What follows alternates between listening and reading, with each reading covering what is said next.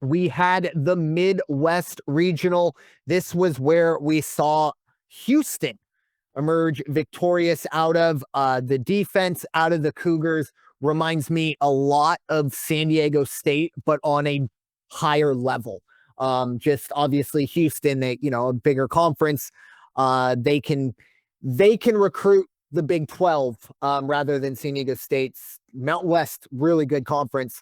However, Big 12, a lot more money in that conference, a lot more money at the Houston athletic department there. So they were able to get the job done. A dominant performance. Again, you could maybe make the case they were more dominant than Duke, but I felt like that was more on the defensive side of things rather than overall, because look, Houston isn't a dynamic offensive team, and that's going to be very interesting to see how they match up with Duke, but we'll get to that momentarily. But Houston did dominate Tennessee. Again, I felt like it was like 35 or 38-11 with like 6 minutes to go in the first quarter. First half. It was never competitive. Tennessee just was absolutely suffocated. Kai Ziegler, and a couple others, they just couldn't get anything going. Houston dominates. They had a dogfight against Purdue, though, and Purdue fell just a little shy on that Friday night Sweet 16 matchup. Houston holds off the Boilermakers. Valiant effort from them. 62-60, a perfect. This is right where Houston wants to be in terms of points being scored, the pace of the game.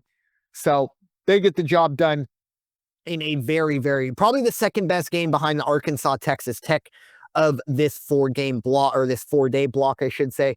And Tennessee takes care of Kentucky. Really another one of these that Tennessee dominated pretty much from tip to finish. Very, very unfortunate we didn't get any more competitive games, but 78-65 Kentucky.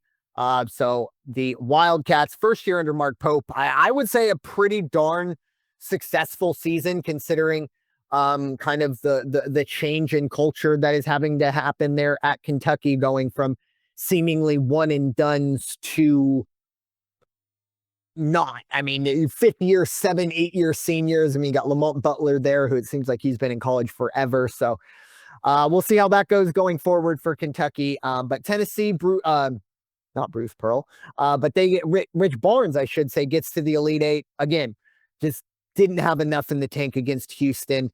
Very, very impressed with Houston dominating their way through this bracket in the Midwest, punching their ticket to yet another Final Four. Kelvin Sampson and really revitalized this team. It's seems like they've kind of gone back to the early 1990s Phi Slamma Jamma days. Obviously not the same type of team in the way they play, but definitely the success. All they're missing is the big one, and that's the championship. So